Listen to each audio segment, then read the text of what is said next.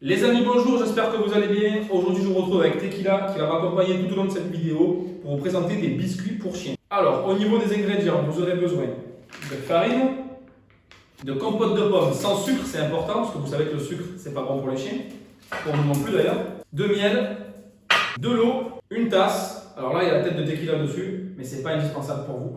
D'une petite cuillère. D'ailleurs, il va me falloir quelque chose pour mélanger que j'ai pas prévu ici, donc un fouet ou quelque chose comme ça. Et nous, on a pris un saladier histoire de tout mélanger dedans. Pour la cuisson, alors nous, on a un truc comme ça, spécial chien, on va dire, c'est en forme d'os, de pâte, tout ça. Ça, c'est des trucs un petit peu, vous savez, que vous trouvez dans les magasins du style Babou, la Foirefouille, des trucs comme ça, vous en trouvez. Souvent, c'est des trucs pour faire des mini donuts ou des choses comme ça. Voilà, en fait, le principe, c'est qu'il y a vraiment deux plaques qui chauffent et qu'on puisse refermer. Alors, on est parti pour la première étape. Ce que vous allez faire, vous allez commencer par prendre votre compote, hop, votre tasse. Et du coup, on va partir sur la moitié d'une tasse. Hop.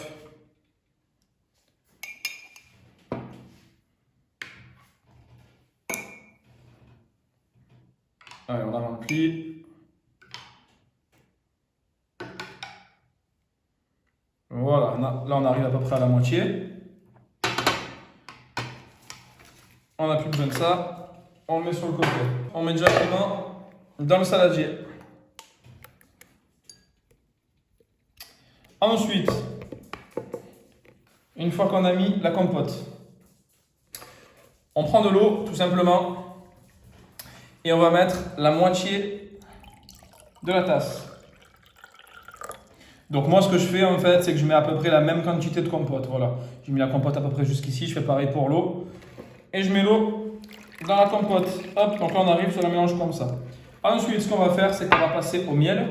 Donc il faut prendre vraiment des toutes petites cuillères comme ça, il ne faut pas partir sur des cuillères ni à soupe ni à café, vraiment des petites cuillères comme ça, et on va mettre deux petites cuillères de miel tout simplement. Hop.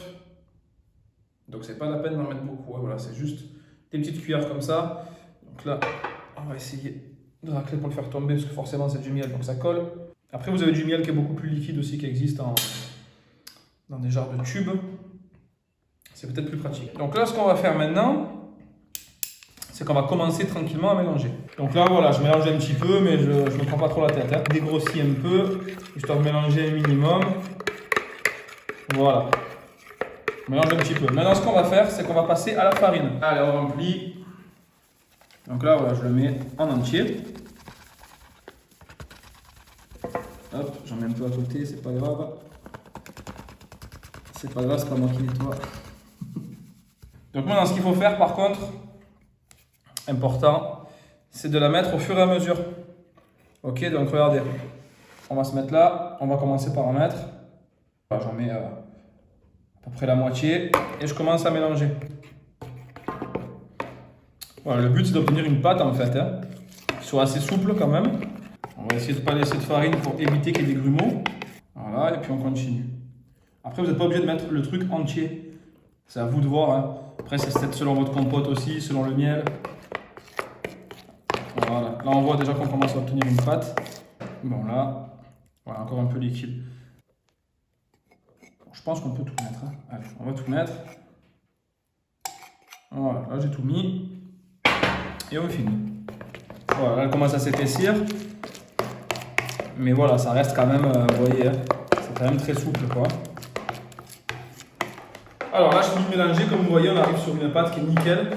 Donc voilà, il faut qu'elle soit comme ça, il faut qu'elle soit assez souple. Regardez, si je fais comme ça avec la cuillère, en gros, ça doit donner à peu près ça. Donc ça vous donne une idée si vous le faites. Voilà, c'est à peu près ça, ok? Donc là, on vient de brancher l'appareil, donc il commence à chauffer. Voilà, ça chauffe super vite. Donc là, il est bien tiède. Donc on va pouvoir commencer tranquillement à faire nos petits gâteaux. On prend une quantité de pâte dans la cuillère. Et le but du jeu, c'est d'essayer de ne pas en foutre partout. Donc ça, c'est à moi de gérer. Alors, on est parti. Voilà. Et on remplit. Bon, j'ai un peu débordé, mais bon.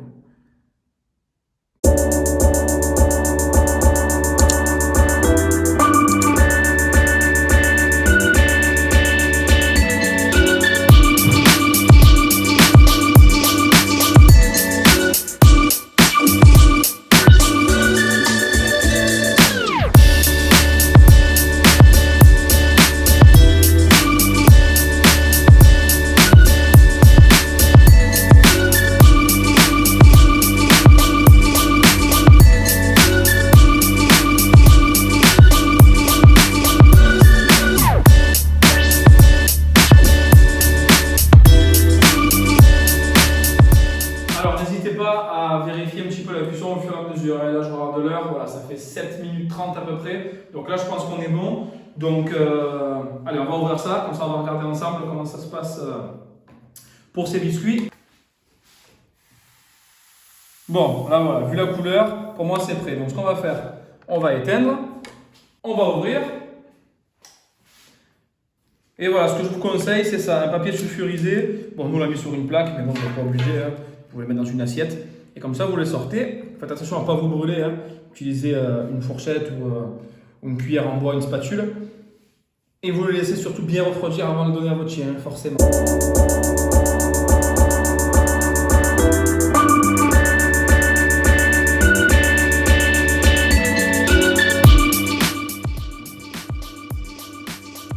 Bon, c'est l'heure de la dégustation. Alors là, c'est vraiment le moment de vérité.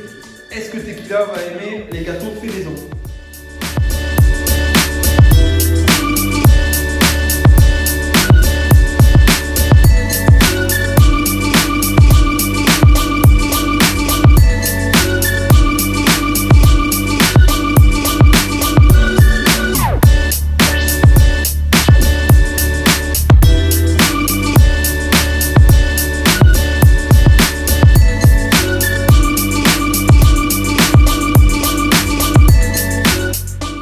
Les amis, je vous remercie d'avoir regardé cette petite vidéo de recette de gâteaux pour chiens. Si la vidéo vous a plu, n'hésitez surtout pas à nous laisser un petit commentaire, un petit pouce bleu, ça nous fera toujours plaisir. Et je vous dis à bientôt pour de nouvelles recettes. À bientôt.